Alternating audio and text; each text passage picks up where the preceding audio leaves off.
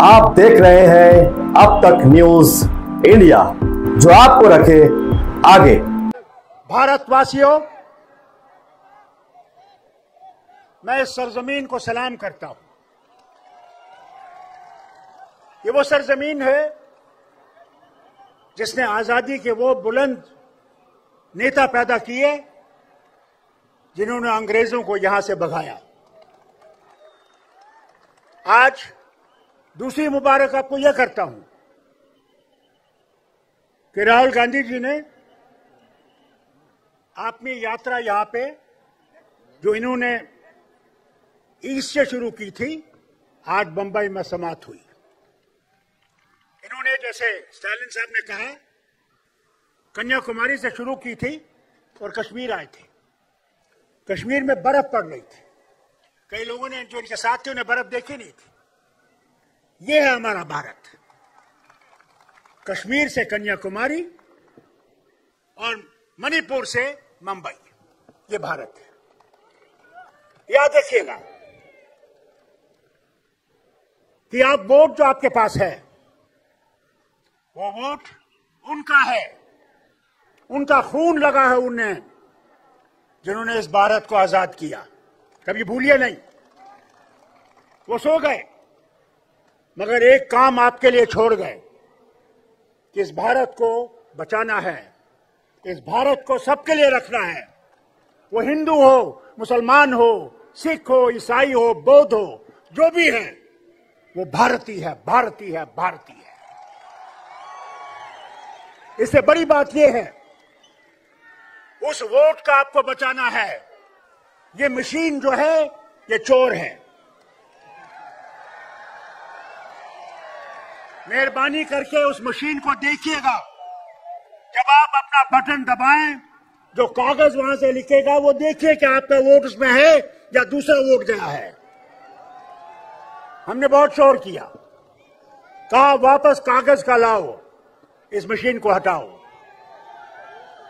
मुझे उम्मीद है जब इंडिया गठबंधन की गवर्नमेंट आएगी उसमें यह मशीन खत्म हो जाएगी। और दूसरी बात होगी कि इलेक्शन कमीशन जो है वो आजाद हो जाएगा, वो मुक्त हो जाएगा। उसमें वो लोग होंगे जो भारत से प्यार करते होंगे और इस मिट्टी को प्यार करते होंगे। बहुत चुनौतियां हैं, उन चुनौतियों का हम सब ने मुकाबला करना है। जितने भी लीडर यहां बैठे हुए हैं, हमने इकट्ठे इस किश्ती को चलाना है और इस किश्ती को डुबाने के लिए बहुत लोग खड़े हैं, उनका ख्याल रखिएगा। मगर अगर इंडिया मजबूत रहा और हम लोग सिर्फ ये सोच के निकले कि हमने भारत को बचाना है, यहां के आईन को बचाना है, यहां के इंसान को बचाना है, तब सब कुछ ठीक होगा। आज फिर से मैं मुबारक करता हूं राहुल को और इसकी उस सारी टीम को जिन्होंने भारत को आज देखा है। दिल्ली में बैठ के भारत नहीं दिखता, भारत गांव में जाके दिखता है, जैसे इन्होंने देखा। इन्होंने उनसे गले लगाया जिनसे कभी किसी ने गले नहीं लगाया होगा। समझ लगे उनके पास है क्या, कहां पहुंचे हैं। भाई लोगों, आज मैं पूछता हूं आपसे, वो जो तेल है, डीजल हो या पेट्रोल हो, उसकी कीमत कितनी है? आज जरूर ने 2 रुपए कम किए हैं क्योंकि इलेक्शन आने वाला है। गैस का सिलेंडर कितना महंगा है? आज 400 रुपए कम किए हैं, इलेक्शन आने वाला है। जो इलेक्शन अगर ये आ गए तो खुदा ही जाने ये सिलेंडर कहां पहुंचेगा।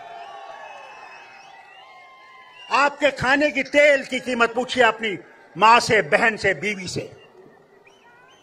उसे पूछिए कि सब्जी की कीमत क्या है, कहां पहुंच गए हम। जो चिल्लाते थे कि हम यहां गरीबी दूर करेंगे, क्या आज गरीबी दूर हो गई कि 80 करोड़ हमारे लोगों को अनाज मुफ्त देना पड़ता है? तो गरीबी कहां गई? बेकार हमारे जवान हैं, लड़कियां और लड़के पढ़े लिखे, कोई उनकी तरफ सुनवाई नहीं है। कब तक ये चलेगा? कब तक हम इस मुसीबत को देखते रहेंगे और चुप रहेंगे? आज वक्त आ गया है कि हम इकट्ठे होके संविधान को बचाएं और इस भारत की जो परंपरा है उसको बचाएं। ये आप तक है। मैं यही ऊपर वाले से मांगता हूं कि आपको हिम्मत दे कि आप अपने आप को और सबको निकाले और वोट डालें। अगर आप वोट नहीं डालेंगे तो फिर आप कुछ नहीं कह सकते, मगर वोट डालिए, आपके हक में नतीजा होगा। यही कहकर मैं फिर से महाराष्ट्र कांग्रेस को मुबारक करता हूं जिन्होंने ये सम्मेलन आज यहां पे इंतजाम किया, और राहुल को मुबारक करता हूं कि इसने ये कदम उठाया और सारे भारत को देखा। मैं उम्मीद करूंगा कि आगे ये याद रखेंगे कि भारत को उठाना है तो अपने आप को कुर्बान करना है। ये याद रखिएगा। जय हिंद, जय महाराष्ट्र। कांग्रेस पार्टी के प्रेसिडेंट खरगे साहब, राहुल गांधी जी और जितने भी यहाँ स्टेज पे बैठे नेता लीडर्स और यहाँ महाराष्ट्र मुंबई से आए हुए जितने भी भाई बहन बुजुर्ग बच्चियां, सबको मेरा आदाब, मेरा सलाम। आज मैं राहुल जी को उनकी यात्रा पूरी करने के लिए मुबारकबाद देना चाहती हूं और साथ में कहना चाहती हूं, राहुल जी, इस मुल्क ने, हिंदुस्तान ने गांधी जिसका नाम है उससे बड़े बड़े इम्तिहान लिए, बड़ी बड़ी कुर्बानियां ली हैं। चाहे वो महात्मा गांधी जी हो जिन्होंने आजादी की लड़ाई लड़ने के बाद इस मुल्क की आत्मा को बचाने के लिए अपनी जान दी, चाहे आपकी दादी इंदिरा जी हो जिसने इस मुल्क के लिए आखिरी कतरा खून का दिया, चाहे आपके पिताजी राजीव गांधी जी हो जिन्होंने इस मुल्क को अपने खून से सींचा। इसलिए आपके ऊपर ये जो भार है, ये जो जिम्मेदारी है, ये इसलिए आई है कि आपके नाम के पीछे गांधी नाम है, जिससे बीजेपी के लोग बहुत डरते हैं और आगे भी डरेंगे। आज मैं देख रही हूं यहाँ हम अलग अलग सोच, अलग अलग विचार के लोग जमा हो गए हैं। यही हिंदुस्तान है, यही भारत है जहां अलग अलग सोच होती है। यही हमारे संविधान ने हमें इख्तियार दिया है, अधिकार दिया है कि हम सबको मिलजुल के रहने का। मगर आज मैं आपको एक संदेश देना चाहती हूं। इलेक्शन आने वाले हैं। संविधान का सबसे ताकतवर हथियार आपका वोट आपके हाथ में है। आपने एक वक्त था सबसे प्रिय प्रधानमंत्री जो मेरी नजर में थी, इंदिरा जी को, जिसने 10 साल की उम्र में आजादी की लड़ाई लड़ी, जिसने बांग्लादेश को आजाद किया, जिसने अपना आखिरी कतरा खून का इस भारत के लिए दिया, उसको भी अपने वोट से आपने बाहर कर दिया। आपने 2014 में मोदी जी को चुना जिन्होंने कहा सबका साथ, सबका विकास, सबका विश्वास, जिन्होंने कहा मैं हर साल 2 करोड़ नौकरियां दूंगा, जिन्होंने कहा 15 लाख रुपए जमा करूंगा तुम्हारे खाते में, जिन्होंने कहा कांग्रेस 450 रुपए में गैस सिलेंडर देती है, मैं 400 में दूंगा, जिन्होंने कहा औरतों के साथ ज्यादती हो रही है, मैं उनकी रक्षा करूंगा, और आपने वोट दे दिए। मगर 2019 में उन्होंने कुछ भी ऐसा काम नहीं किया और पुलवामा के शहीदों के नाम वोट मांगे, उन शहीदों के नाम जिनके लिए सतपाल मलिक साहब कहते हैं कि उनको उनकी लापरवाही की वजह से शहीद होना पड़ा। आपने फिर वोट दिए और आज 10 साल के बाद मोदी जी न 10 करोड़ नौकरियां, न 15 लाख जमा, न औरतों की सुरक्षा, न किसानों की डबल आयु, न एमएसपी, कुछ भी नहीं। मगर आप कहते हैं 400 पार। ये 400 पार क्यों करना चाहते हैं?